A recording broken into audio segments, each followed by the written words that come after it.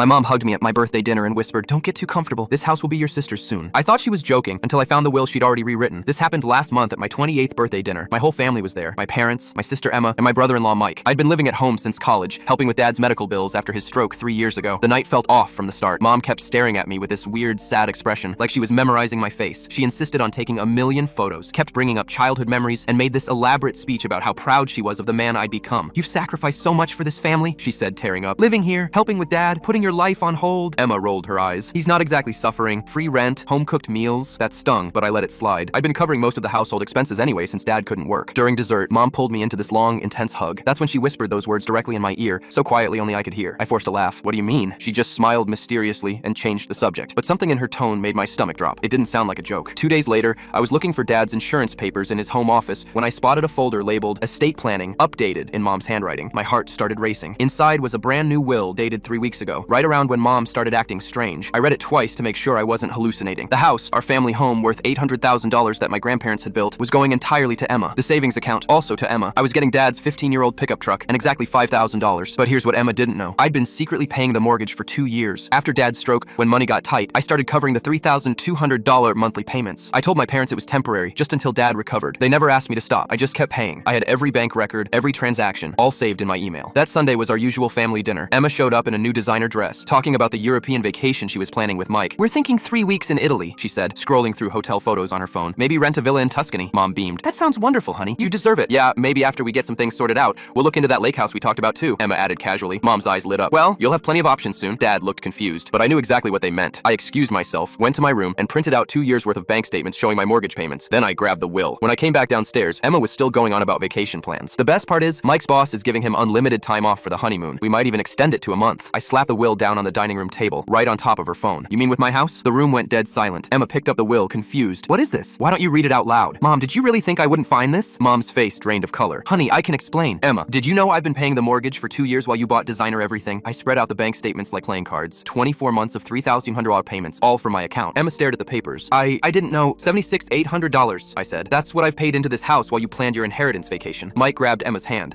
You said the house was paid off." "I thought it was," she whispered. Mom started crying. "We just thought Emma has a family to think about." "And I don't. I put my life on hold for Dad. I live in my childhood bedroom at 28. I haven't dated anyone seriously because I'm always here." "For what? So you could give my sacrifice to Emma?" Dad finally spoke up. "Son, I had no idea you were—" "Of course you didn't, because I handled it quietly while Emma got praised for visiting twice a month." I gathered up the statements. "I'm moving out this week. Emma, hope you can cover a $300 mortgage on a teacher's salary. Good luck with that villa." I moved into my own apartment 3 days later. Emma called crying, begging me to stay and work something out. Mom tried guilting me about abandoning Dad. I told them they should have thought about that before planning my inheritance funeral. Emma's still living at home, struggling with the payments.